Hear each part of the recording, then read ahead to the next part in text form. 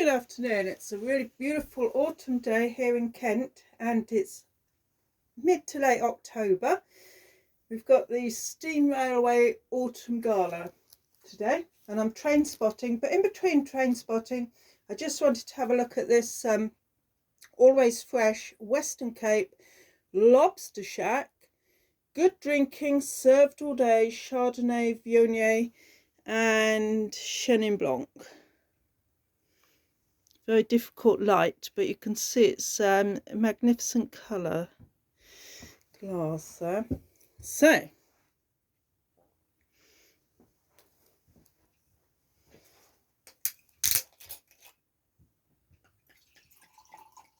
this is a whopper of a blend from South Africa. It's weighing in at 13%.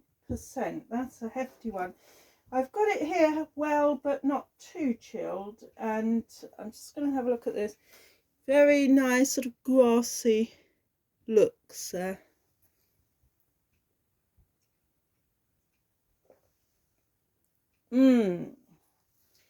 It's a big resonance. There's light clotted cream and apricot notes. There's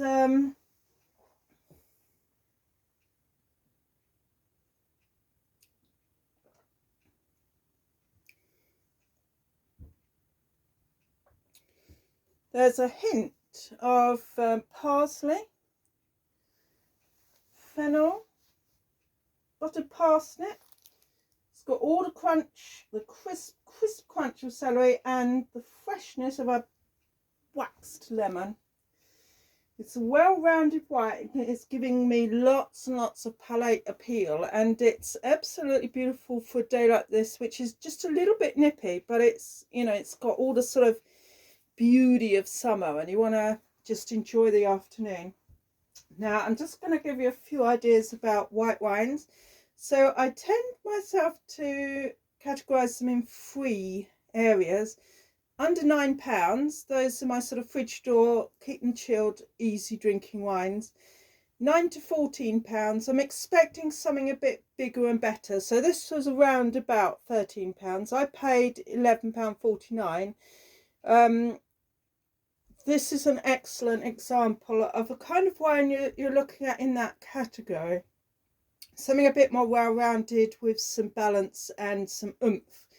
And then anything over £14 for me is a special occasion white wine, because once it's chilled, pretty much anything is going to taste delicious and refreshing if you've got a very cosmopolitan palate.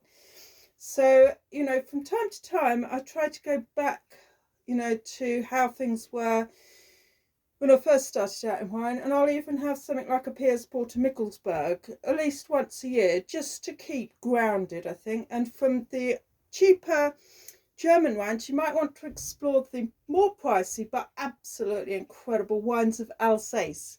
So do try those. You might be well to steer away from, say, Gewürztraminer to start with, because that's horribly exotic if you're not used to these very, very blossom and floral wines. So what I tend to do after working out what price I want to pay, I'll go for like one grape. So I'll buy Sauvignon Blanc from 12 different countries, right? And then I'll go into blends. So Sauvignon Semillon, or, you know, Sauvignon Viognier and something.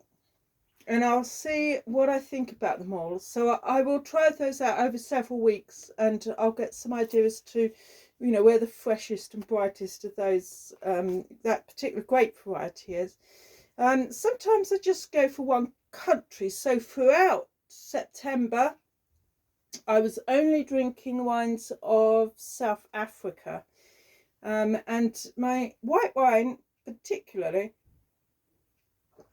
is very, very seasonal. So, you know, I want a bolder, butterier blend for the winter.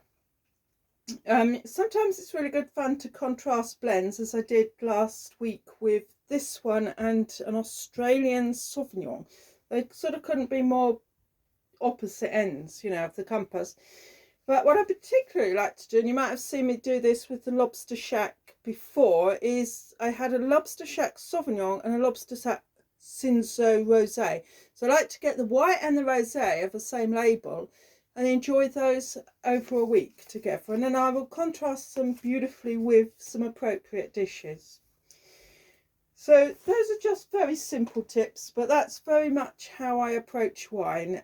Most of what I drink is under £9, and very rarely do I go above £14. My biggest tip is always buy wine on a discount. If it hasn't got at least £1 off, I'll wait until it has £1 off. Sometimes I get discount offers, and sometimes I get rewards for, getting people into the mode of buying from a wine club. I couldn't live without white wine. Right, white wine is the most refreshing drink throughout the year, and it's very much an occasion wine, and it demands a great deal of thought and loving preparation with food as well, I think. Although a wine like this, you can just drink while you're train spotting if you wish.